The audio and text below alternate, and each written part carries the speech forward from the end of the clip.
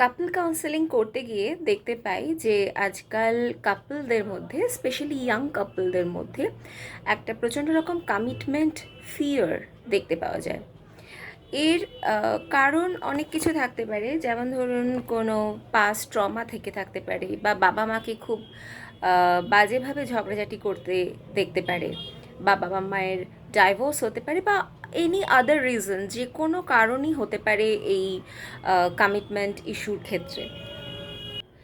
আজ বরং এই ভিডিওতে জেনে নিই যে কিভাবে আপনি এই কমিটমেন্ট ইস্যু থেকে বা এই কমিটমেন্ট ফিয়ার থেকে আপনি বেরোতে পারেন।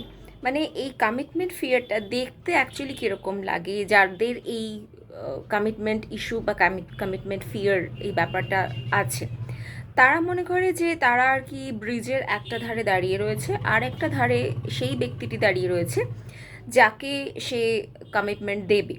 তো এই ব্রিজটা ক্রস করাটা তার কাছে একটা প্রচণ্ড রকম কষ্টসাধ্য একটা ব্যাপার হয়ে দাঁড়ায়। এছাড়া যেটা হতে পারে, তারা আসলে মানে এই ব্রিজটা ক্রস করাটার ক্ষেত্রে ভীষণ রকম আনশিওর থাকে। এছাড়া আর একটা জিনিস হয়, সেটা হচ্ছে যে কমিটমেন্ট করার ক্ষেত্রে বেশিরভাগ ক্ষেত্রেই দেখতে পাওয়া যায় যে লোকে ভাবে যে তাদের হয়তো পার্সোনাল যে আর কি লাইফ, সেটা আর কি এবারে সম্পূর্ণভাবে নষ্ট হয়ে যাবে, তার কোনো রকম কোনো স্বাধীনতা থাকবে না, এই একটা ব্যাপার, এই একটা ফিয়ারও তাদের মধ্যে কাজ করে।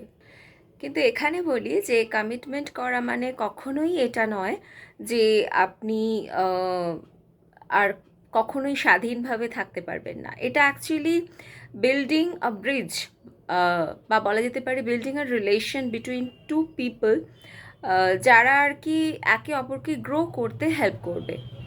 আর এই কমিটমেন্ট ফিয়ার এই ব্যাপারটাকে খুব সহজেই কিন্তু কাটিয়ে তোলা যায় কাউন্সেলিং এর মাধ্যমে বা ওপেন কমিউনিকেশনের মধ্যে দিয়ে। তাই যদি আপনার এরকম কোনো সমস্যা থেকে থাকে, তাহলে অতি অবশ্যই এই সোশ্যাল স্টিগমা এটসেট্রা সব কিছুকে বাদ দিয়ে আপনি কোনো কাউন্সিলর, থেরাপিস্ট বা কোনো ওপেন কমিউনিকেটর, যারা আর কি যারা ওপেন কমিউনিকেশন করতে পারে, সেরকম কারোর একটা হেল্প নিতে পারেন।